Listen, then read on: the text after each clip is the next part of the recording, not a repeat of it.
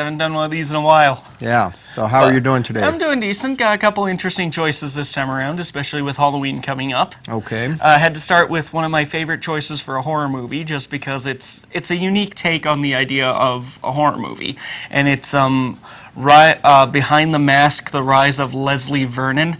And it's kind of the idea of, it's a mockumentary, which is a scripted movie that is made to look like a documentary film. And it's based on this idea of what if during Friday the 13th or a movie like that, you had a camera crew that was filming a documentary about Jason. So they're following this guy around as he is planning this, Friday the 13th style attack. And who's the character? Who's the actor? It's a bunch of unknowns. It's this really cool independent film.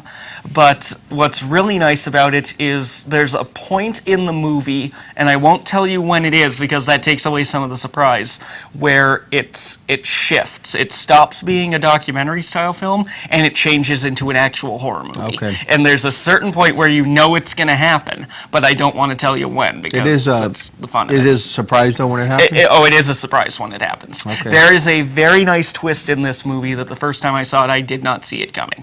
To the point where the last probably 20 to 30 minutes of it, where it is the actual horror movie portion, plays very, very well, and it's a very cool horror movie. So it's tricked Sprenkel. Probably wouldn't trick the brain though. Well, you don't like horror movies to begin with, so. But you know, the brain is up a couple notches, right?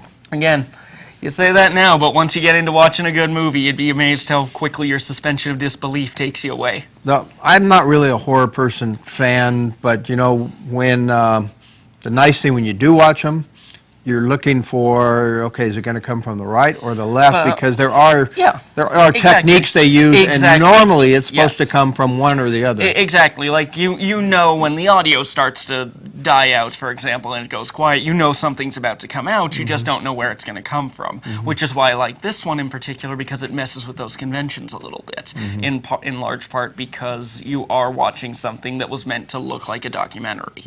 So it's really fun. It's definitely a good time. It's available on Netflix. Very, very fun. I just don't like it when these guys keep coming back after they're killed. It's kind of like you coming back on camera all the time. Oh no, they actually make a joke about those kinds of movies in Leslie Vernon. And they actually make a point to point stuff like that out in this one. Well, the scary movies do the same thing, that they kind of make a mockery of the guys that keep coming. They talk to the guy with a mask on. Yeah, but Shaun of the Dead did the same thing with the zombie movies, except in Shaun of the Dead it was funny, but in a different way. Okay, let's go on to the next movie. Yes, the next one is actually a TV series that me and my friends are huge fans of right now, and it's a second season. Years back, Nickelodeon had great success with an animated TV series called Avatar: The Last Airbender. They have now decided to do a second season of it called Avatar: The Legend of Korra, and after watching last week's episode, it is getting really, really, really good. Is it animated? It is animated. And it became popular in large part because it started out as this almost like a Saturday morning cartoon. But around halfway through the second season, when they actually started developing the characters and the story a little bit more, it attracted a much wider audience. Because you're dealing, to sum the story up really simply, you have 4 different countries based on 4 different elements. And in every country, there are people who can manipulate those elements. And every generation, there's one person who shows up who can control all 4 of them. That's the Avatar, and his job is to kind of go around the world and make sure that, almost like a spiritual leader. In the movie, he was that little I don't talk about that movie. That movie did not happen. You don't like that movie? I do not like that live-action movie.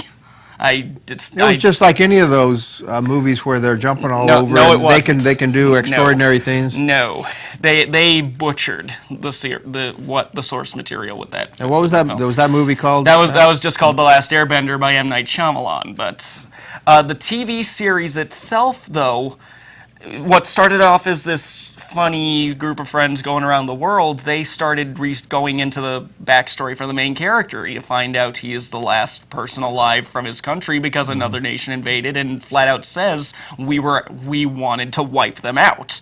So it deals with genocide is one of the major themes in the first series, and this kid trying to get over survivor's guilt because he's the one who got away. You said Nickelodeon. That doesn't really sound like something that fits Nickelodeon. I know, but it was was done in such a way that it wasn't a focus point of the show. It was more about this kid going through this, what became a very, very spiritual journey. But as with many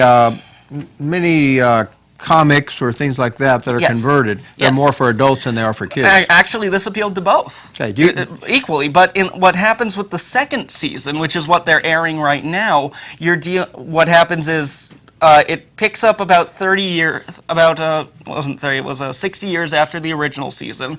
The avatar from the last season has passed away, and now it's a new person who's taken up that mantle, who is the polar opposite of him. In this case, it's a female character named Cora, who is getting very interesting right now. Okay, since you watch Nickelodeon too, I'm sure Yes. you know a show that my granddaughters watch. And that is? Yo Gabba Gabba. I know of Yo Gabba Gabba. I don't watch it, but I do have 3 nephews and 1 niece who grew up on it, so I know of it. I think when you go to your conventions, you should have an orange, or excuse me, a yellow jumpsuit with a psychedelic afro on. Actually, there are people who go in those costumes, and they do sell the merchandise for it. But Okay, let's not look for that in Yes. the future, but Yes, let's look for we gotta- taking a break. Yes, we gotta go to a break. So we'll And be thank right you for back. being here, Mr. Oh, yes. Sprenkel. Oh, And yes. the brain will send you off to a break now. Told to keep going, but yeah, I mean, yeah, you'd be surprised at some of the stuff that I can find at some of the conventions I go to. Yo Gabba Gabba is just the tip of the iceberg on some of this. Still on. Yes. But it works out. It works out really fun. But you know, I said it's what I enjoy. I think it's kind of funny to watch it because now they have it. They actually went to a Yo Gabba Gabba show in Sacramento. Yeah.